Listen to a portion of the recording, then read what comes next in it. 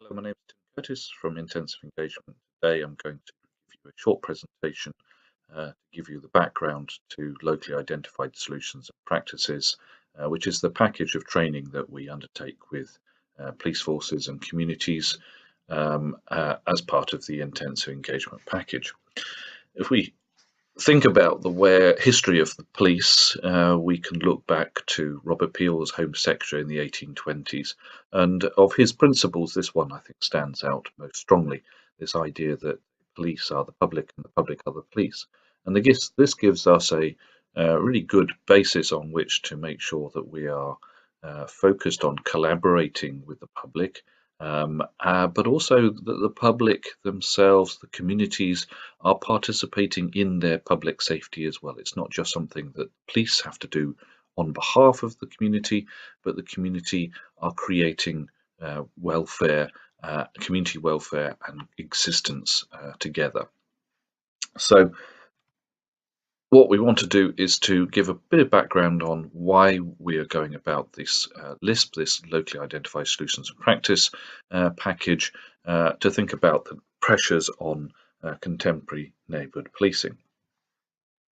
Andy Myhill wrote this when the NPIA, the National Policing Improvement Agency, existed back in 2006, but it was also republished in 2012, gives us the context for the way in which community engagement and working in neighbourhood policing was being considered even a decade or more ago. And it hasn't changed, which is why in 2012 it gets repeated, and in the most recent texts it gets repeated again. This observation from Andy Myhill, engagement and consultation with communities, which is a statutory duty by the way, was predominantly focused on public meetings. Local priorities were based on concerns of a small and unrepresentative part of the community, and some hard-to-reach groups in these areas reported that neighbourhood teams did not engage with them.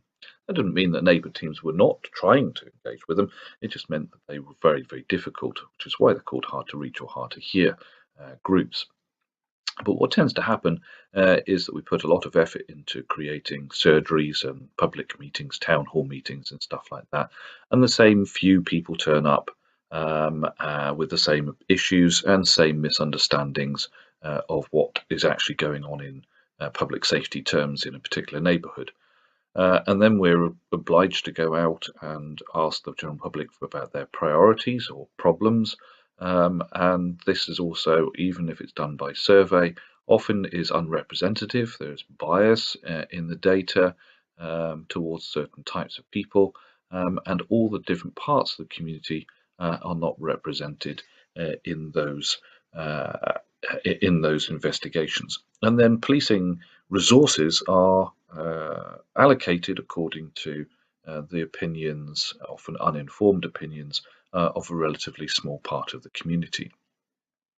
So what we really have is a problem that neighbourhood policing is increasingly being understood to be a complex problem. This is not any old problem. This is not a technically difficult problem.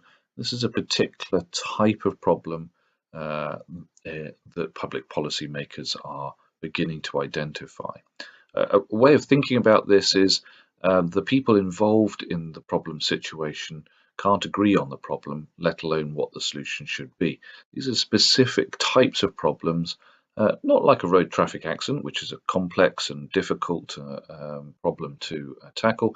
But if there is a road traffic accident, everyone understands that is a problem, the nature of the problem, boundary of the problem, and when it's been dealt with, everyone can agree that it's been dealt with and fixed. Whereas neighbourhoods are not quite the same as a road traffic accident. They're much more complicated. The people involved don't always agree that they are a problem or that they are part of the problem. The problem belongs to somebody else. The boundaries of the problem are very difficult to establish, and there isn't really a time at which where you're able to say, that's it, that particular neighbourhood has been fixed. It's been recognised by policymakers, particularly in child protection world, but PCCs and chief constables also starting to recognise it. It's a category of problems that we could say are resistant to the standard national decision model approach, and we'll be exploring that in more detail. Sort of thing that can't be solved by projects or committees or operations, things that have discrete starts, beginnings and ends, because communities don't have starts, beginnings and ends. They go on regardless of whether the police are there.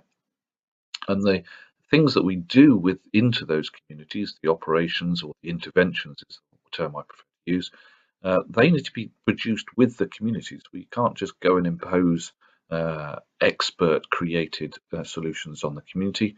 If they own it, they're going to implement it.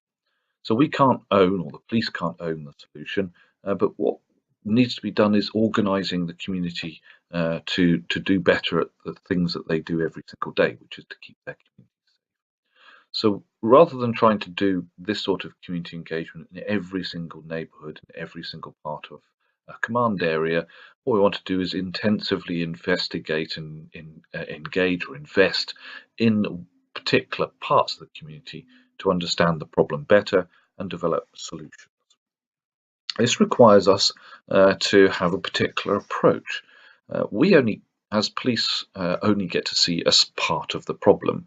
A crime problem is only a small part of the whole variety of issues and challenges and problems that communities face day by day.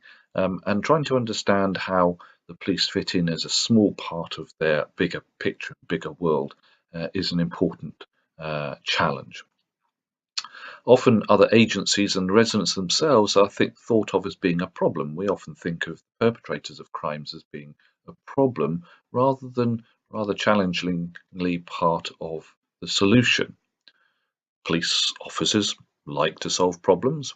They're trained to solve problems, trained to be dynamic and decisive, all sorts of skills and experiences that are absolutely vital in a reactive situation, but less useful when you are trying to work with a wide variety of people who don't even necessarily agree on the problem, or even agree on what the interventions, what the solutions might be. And often when we try and implement an intervention, it doesn't work well because the people receiving that intervention, that operation, don't understand why it's being done, let alone collaborate and cooperate with the police on that operation. The problem the police also face is that they can't solve all the problems that influence their behaviour.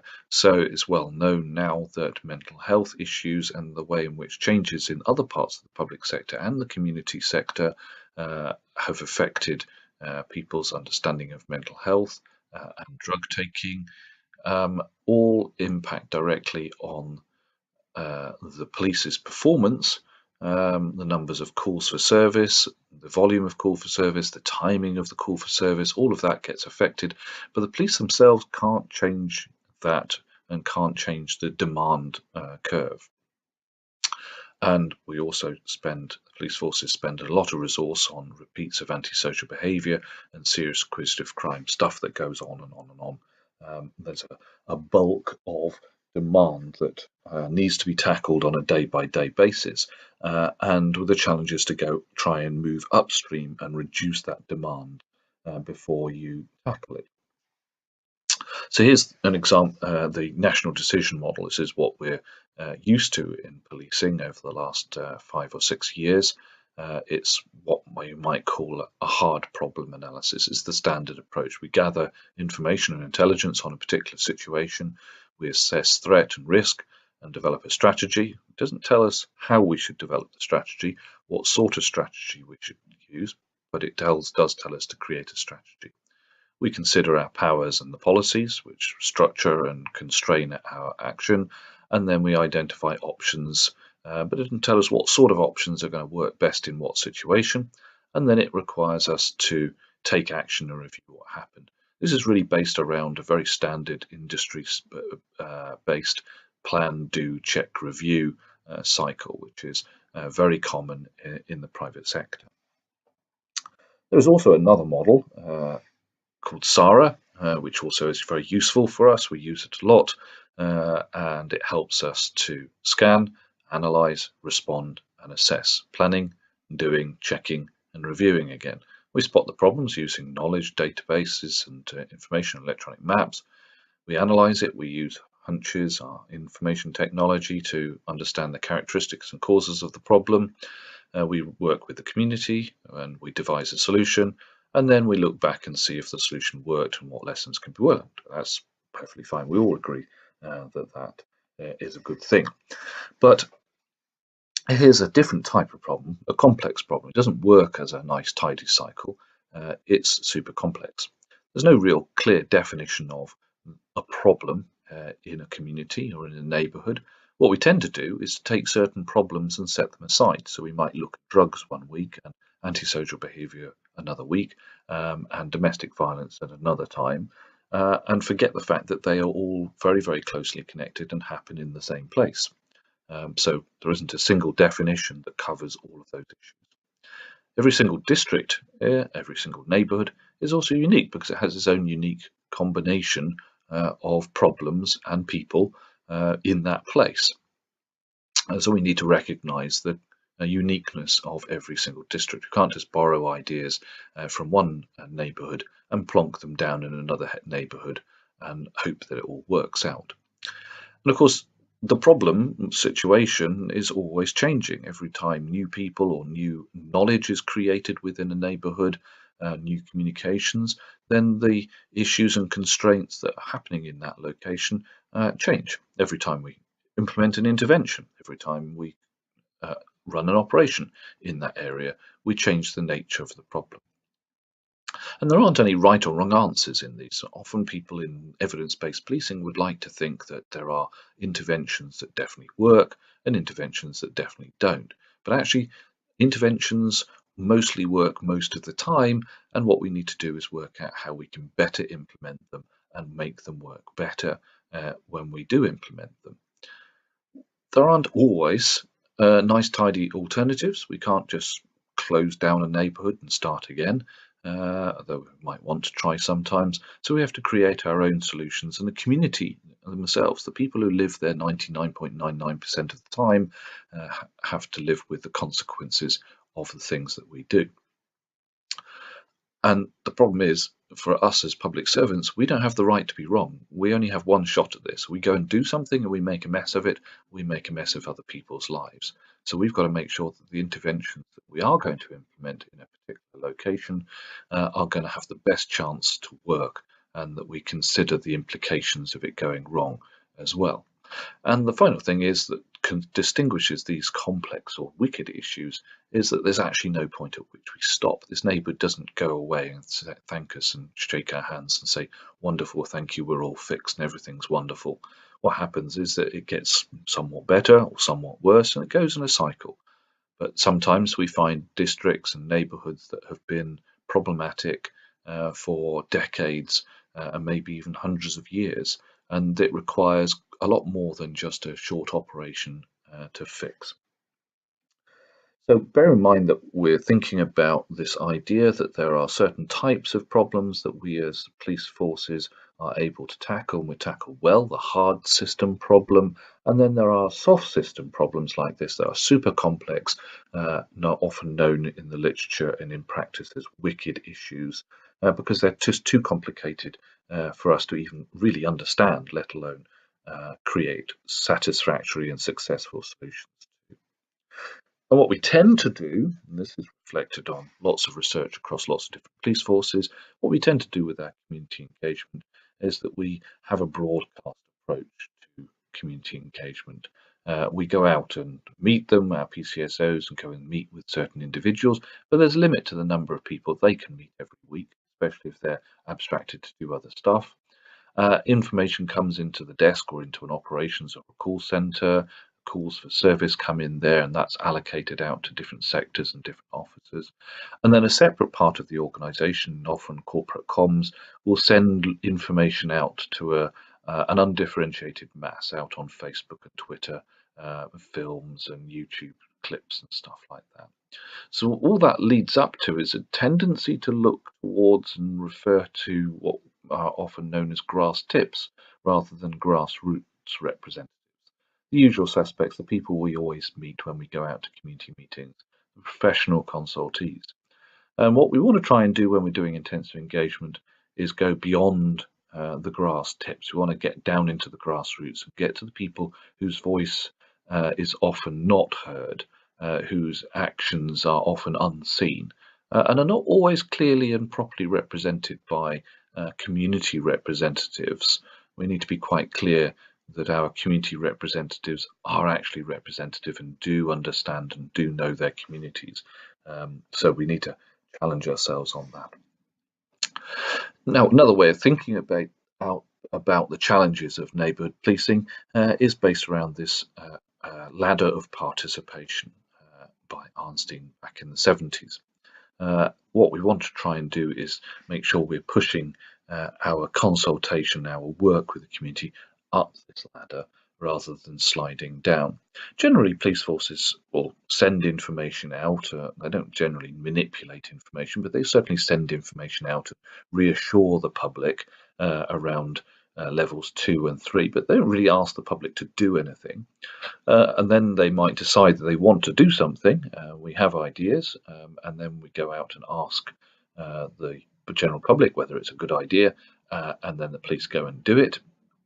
Or we tend to say, go out and tell people that we're in control. You've told us what we should do, and we've implemented it. The "you said we did" type cycle, but the police still mostly doing all the hard work. And this is often a situation where even other parts of the public sector expect the police to take the lead in delivering stuff. And increasingly, we're pushing towards 6, the partnership, this idea that we're sharing ideas, we're sharing decisions and sharing roles. The community members are participating in their public safety in some way. We still want to push that further and further up the way as the resources for policing becomes less and less. We want to make sure that more people are acting, more public are acting as the police, and a little less police involved. And that's often where we delegate power. That's in the citizens and policing world, for example, where we have uniformed and non-uniformed officers and staff who are part of public safety events and activities who are not warranted police officers. So we're delegating power to various parts of the community. And ultimately, at the top, we want to make sure that the citizens are taking much more control and responsibility for making sure that they are doing everything they can to make their neighbourhood a safer place.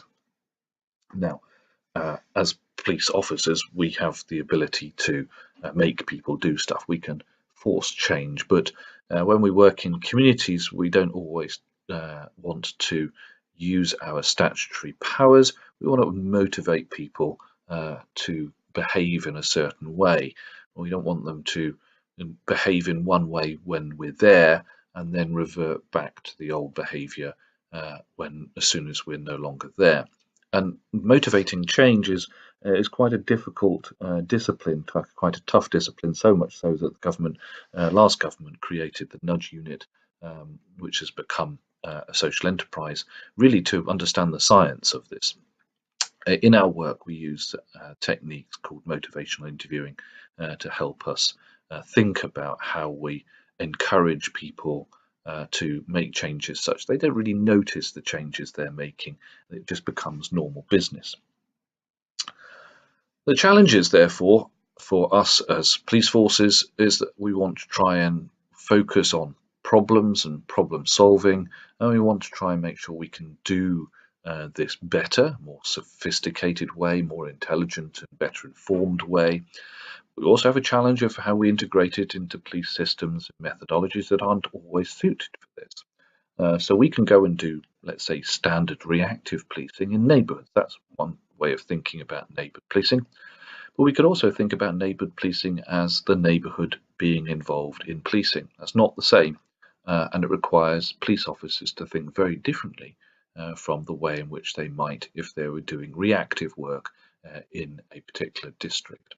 We want to be moving away from a strategy that can only be applied in the short term in certain circumstances to deal with particular issues towards this approach becoming normal business. So that requires the police itself, the structures of police, to improve and change the way it thinks about neighbour policing, not as a place to drive through and to enforce, but a place where the police are collaborating with the community to enhance the existing public safety arrangements.